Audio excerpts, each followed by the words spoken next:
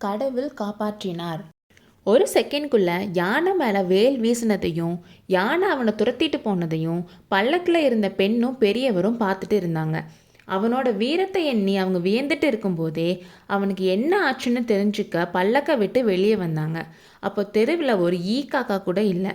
அப்போ அந்த பெரியவர் அந்த பெண்ணை பாசமாக அணைச்சிட்டு பயமாக இருக்கா சிவகாமின்னு கேட்டார். இல்லைப்பா, கரெக்டான டைமில் அந்த பையன் மட்டும் வரலைன்னா நம்ம நிலைமை என்ன ஆயிருக்கும்னு கேட்டான். பல்லக்கு சுக்கு நூறாக உடஞ்சிருக்கும், அதனால தான் பல்லக்கு தூக்குனவங்கள கீழே வச்சுட்டு ஓட சொன்னேன். நம்மளும் ஏதாச்சும் வீட்டுக்குள்ளே ஓடி தப்பிச்சிருக்கலாம்னு சொன்னார். யானை வருதுன்னு தெரிச்சு ஓடினவங்க எல்லாரும் கொஞ்சம் கொஞ்சமாக திரும்பி வந்தாங்க.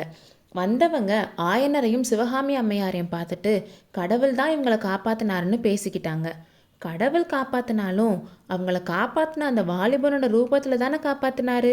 அவனுக்கு என்ன ஆச்சோன்ற எண்ணம் மட்டும்தான் 2 பேருக்கும் இருந்துச்சு. அப்போ ஆயனர் என்ன பண்ணாருன்னா, பரஞ்சோதி வீசின வேல் அங்கே கிடந்ததையும் அவனோட மூட்டை அங்கே இருந்ததையும் எடுத்துட்டு சிவகாமி கிட்ட போய் நாளைக்கு எல்லா விவரமும் தெரிஞ்சிடும், இப்போது நம்ம கிளம்பலான்னு சொன்னார். சிவகாமி அந்த வேலை வாங்கி பார்த்துட்டு பல்லக்கில் ஏற போகிறப்போ கொஞ்ச தூரத்தில் ரொம்ப வேகமாக குதிரைகள் வர சத்தம் கேட்டு நின்னாங்க. நிலா வெளிச்சத்தில் முன்னால் 2 குதிரை வரதும் பின்னால் 5-6 குதிரைகள் வரதும் தெரிஞ்சுது. முன்னால் வந்த 2 குதிரையில் கம்பீரமான 2 ஆட்கள் வரதும் பின்னால் வந்த குதிரைகளில் வீரர்கள் வரதும் தெரிஞ்சுது. அந்த குதிரைகள் எல்லாம் பல்லக்கு பக்கத்தில் வந்து நின்னதும் அங்கே இருந்த மக்கள் எல்லாம் மகேந்திர பல்லவர் வாழ்க, திரிபுவன சக்கரவர்த்தி வாழ்க, குமார சக்கரவர்த்தி மாமல்லர் வாழ்கன்னு கோஷம் போட்டாங்க. குதிரையில் வந்தவங்க மகேந்திர சக்கரவர்த்தியும் அவரோட புதல்வர் நரசிம்ம பல்லவர்னு தெரிஞ்சப்போ அவங்களுக்கு வியப்பாக இருந்துச்சு. உடனே சிவகாமி வெக்கப்பட்டுட்டு ஆயனருக்கு பின்னாடி போய் ஒளிஞ்சுக்கிட்டான். ஆனால் அவளோட கண்கள் மட்டும் மகேந்திர சக்கரவர்த்திக்கு பின்னால் இருந்த குதிரையில் இருந்த இளவரசர் நரசிம்மர் மேலே தான் இருந்துச்சு. மத யானையால் வரவிருந்த ஆபத்து பற்றி தெரிஞ்சுக்கிட்டு அதை பற்றி கேட்க தான் சக்கரவர்த்தி வந்திருந்தார். சக்கரவர்த்தி சிவகாமியை பார்த்து, ஏன் தலை குனிஞ்சு நின்றுட்டு இருக்க, பாதிலேயே நான் போயிட்டேன்னு என் மேலே கோவமானு கேட்டார். ஆனால் சிவகாமி பதில் எதுவும் சொல்லாமல் வெக்கத்தோடு கூடிய சிரிப்பை மட்டும் பதிலாக தந்தா. நீங்கள் முக்கியமான காரியமாக தான் போயிருப்பீங்கன்னு அவளுக்கு தெரியாதான்னு ஆயனர் சொல்ல, ரொம்ப முக்கியமான காரியம்தான், அதை பற்றி அப்புறம் சொல்கிறேன்.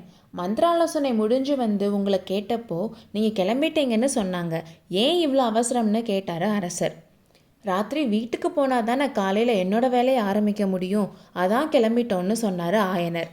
உன்னோட புனிதமான சிற்பக்கலையை விட்டுட்டு உன்னால் ஒரு நாள் கூட இருக்க முடியாதே அப்படின்னு சொல்லிட்டு, நாளைக்கு இல்லைன்னா அதுக்கு அடுத்த நாள் வந்து பார்க்குறேன்னு சொல்லிட்டு கிளம்புறதுக்காக திரும்பினார் அரசர்.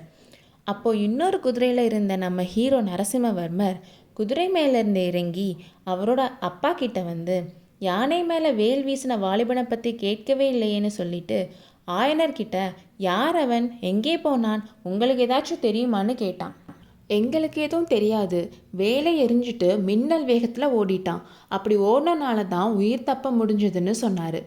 நம்ம குமார சக்கரவர்த்தி நரசிம்மவர்மர் ஆயனர்கிட்ட பேசிட்டு இருந்தாலும் அவரோட கண்கள் மட்டும் சிவகாமியை தான் பார்த்துட்டு இருந்துச்சு. நரசிம்மவர்மர் குதிரையில் இருந்தப்போ அவரையே பார்த்துட்டு இருந்த சிவகாமியோட கண்கள் இப்போ அவர் பக்கம் பார்க்காம பூமியை பார்த்துட்டு இருந்துச்சு.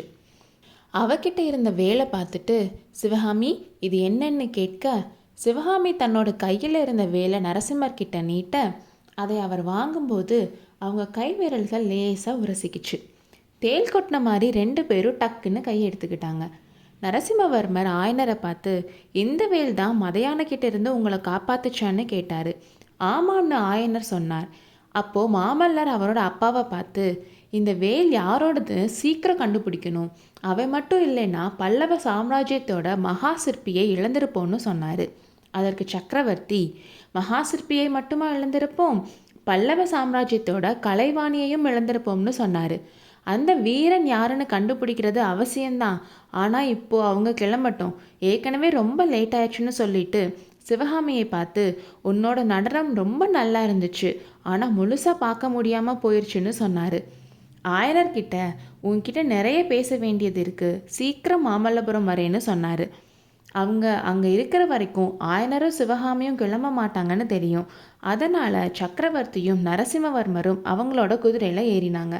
குதிரை கிளம்புறதுக்கு முன்னாடி மகேந்திர பல்லவர் ஒரு வீரன்கிட்ட அந்த வேலெறிந்த வீரனை இன்னைக்கே கண்டுபிடிச்சு நாளைக்கு அரண்மனைக்கு கூட்டிட்டு வாங்கன்னு சொல்லிட்டு கிளம்பிட்டாங்க. அவங்க கிளம்பினதும் ஆயனரும் சிவகாமியும் கிளம்பிட்டாங்க. காவலர் புடைசூழ பல்லக்கு காஞ்சி கோட்டையின் கீழ் வாசலை நோக்கி சென்றது. அடுத்த அத்தியாயத்தில் சந்திப்போம்.